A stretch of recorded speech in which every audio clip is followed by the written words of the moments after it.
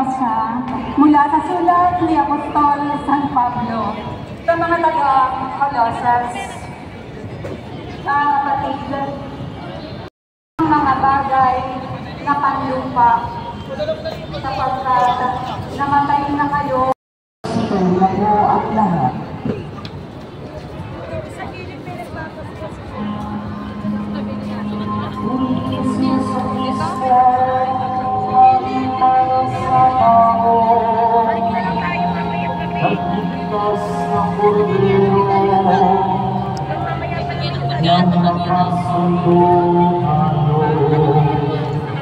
Nang amamitan kong ito,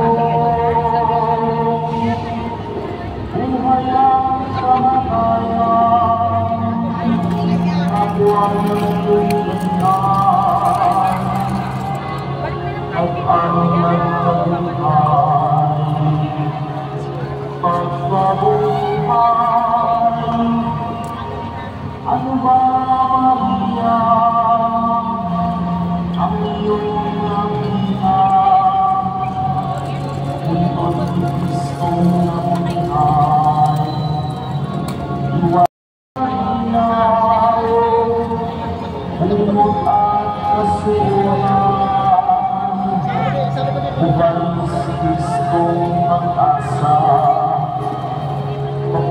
siya sa Galilea. Hanggang alas 8 na spisa, no?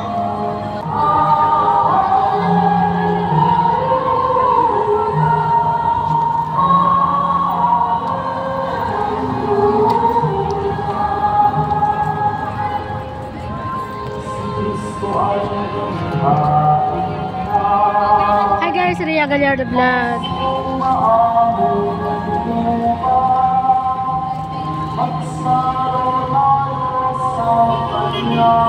Yan, linggo ng pagkabuhay. Dito po tayo sa Quiapo.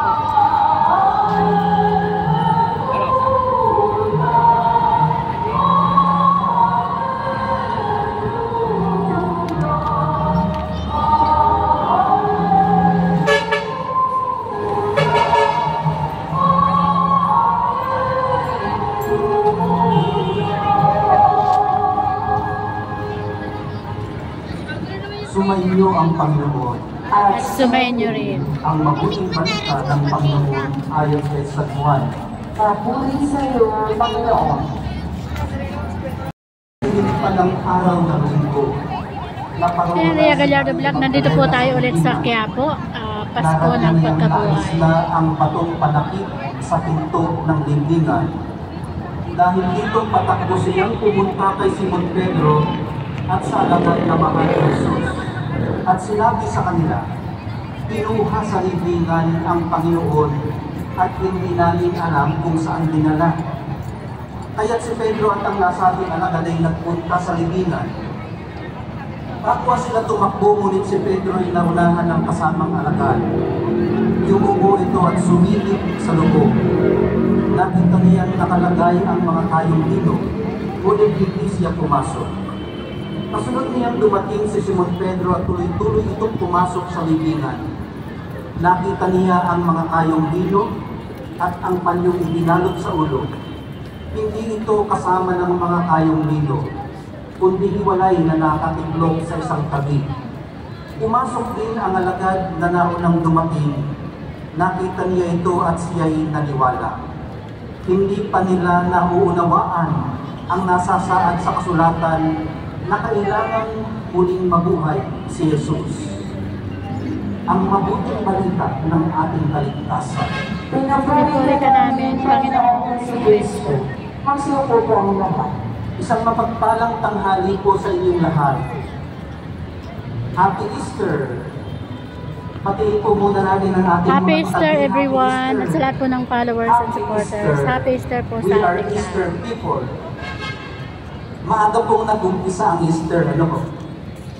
Ang sabi ni San Juan Bautista. Tapos na akong magsimba guys dun sa loob. So itong kinakapture ko para sa inyo. Sa mga hindi nakakapunta ng Quiapo. Si Mary Magdalene sa pinaglibingan sa mahal na pong Jesus Nazareno. Natuklasan niyang wala na siya roon.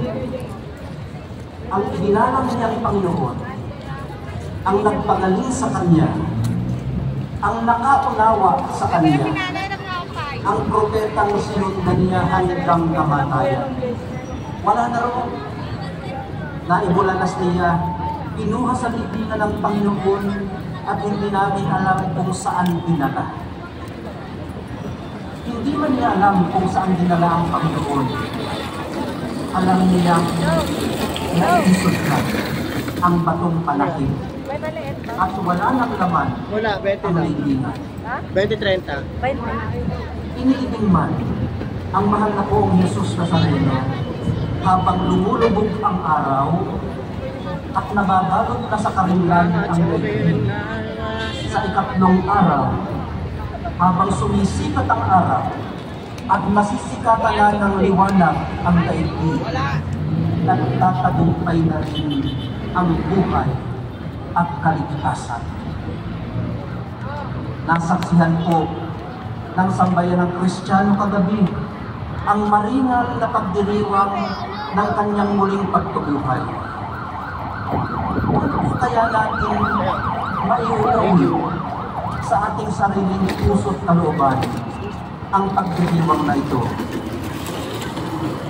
Katulad po kasi ng mga unang mananampalataya, pumupunta tayo sa libingan na ang inaasahan matagpuan ay kamatayan. Kasi nga libingan. Pero ang nasusumpungan natin mga retaso na lamang ng pagiging wasak o ng pagiging disintegrated natin. Mga senyales na muling nabuhay ang doon ay nananahan sa ating kalooban. Hindi lang natin maintindihan. Ibig sabihin po noon, pag mga gano'n na ang ating nakikita, pag pumasok tayo sa ating kalooban, nakapasok na tayo sa ating sarili. Nakapasok na tayo sa mga ginawa nating libingan para sa ating sarili. Yung mga umaalipin sa atin, yung mga nagpapayin sa atin, nakalas na. At gaya ni Mary Magdalene, ang mararamdaman po natin ay kawalan, emptiness. Wala na. Wala roon ang kanya hinahanap. Kaya, emptiness. Pero sa emptiness po ito ng ating kalooban, natin nabibigyang puwak ang presensya ni Jesucristo muling nabuhay. Kung punong-puno tayo ng ating sarili, wala siyang lugar. Kung may ibang umuupo noon, saan panulugar ang kanyang presensya? Mabuti yung emptiness. Dahil sa kawalan na ito, nabibigyang lugar natin ang dapat na naririto. Sa emptiness na ito tayo pinupuno ng pag-asa. Kaya po ng Paschal Candle na naglilingas ngayon sa ating kalagitnaan, inaanyayahan po tayo ni Kristong muling nabuhay na iwan na ang ating masasamang gawain at lumakad na sa kaliwanagan at kapayapaan. Sa ganito pong paraan, pabangon tayo mula sa kadiliman at lalabas sa libingang pinaglagyan natin sa ating sarili. Sa pagpapatuloy po ng ating pagdiriwang, minamahal kong mga kapatid, maluwag nawa nating tanggapin ang masaganang biyayang hatid sa atin ng resurrection. Mamalayang ginawa natin ang abiding presence ng Espiritu Santo sa ating puso't kalooban.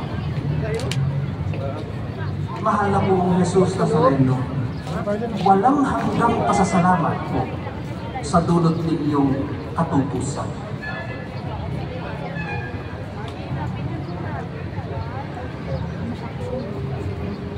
Mag-story na po ako. At pagkabuhay ni Kristo, tayo po'y nalibing kasama niya noong tayo'y binyagan, upang kasama rin niya, tayo'y makabangon at makapagbagong buhay. Naganap na natin ang 40 araw na paghahanda, kaya't sariwain po natin ngayon ang ating pangako sa pagbibinyag. Talikdan natin ang kasamaan at kasalanan. Harapin natin ang matapat na paglilingkod sa Diyos bilang mga maaasahang kaani ng kanyang banal na simbahang Katolika.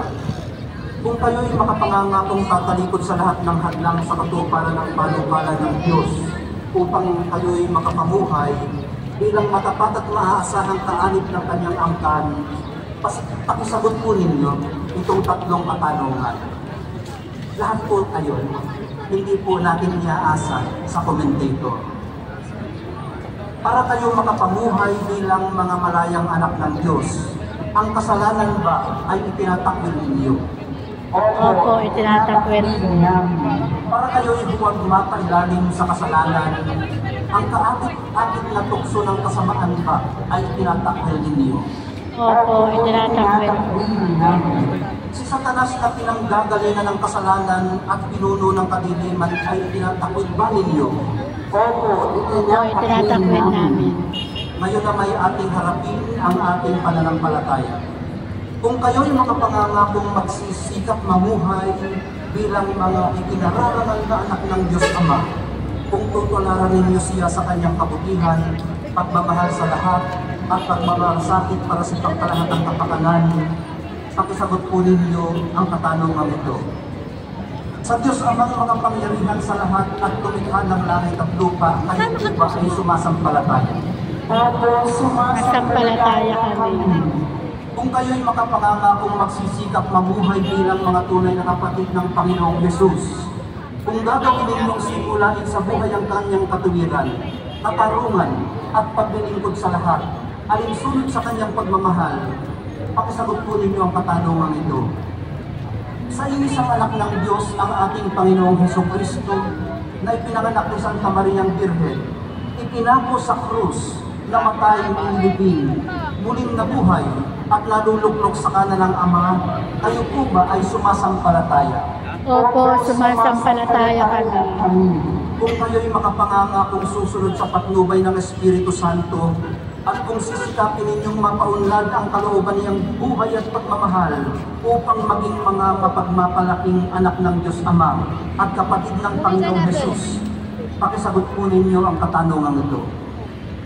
Sa Espiritu Santo, sa banal na simbahang Katolika, sa kasamahan ng mga banal, sa kapatawaran ng mga kasalanan, sa muling pagkabuhay ng mga namatay, at sa buhay na walang hanggan, kayo po ba ay sumasampalataya? Opo, sumasampalataya kami. Bunga ng pagmamahal ng Diyos na makapangyarihang Ama ng ating Panginoong Hesukristo, tayo ay pinatawad sa ating kasalanan.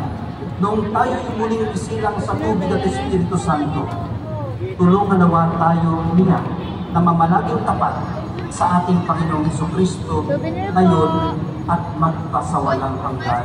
Amen. Nasa Reno, pang ano dyan?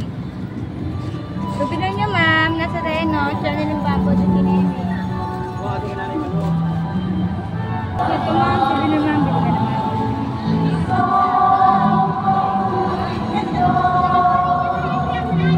Souvenir, te.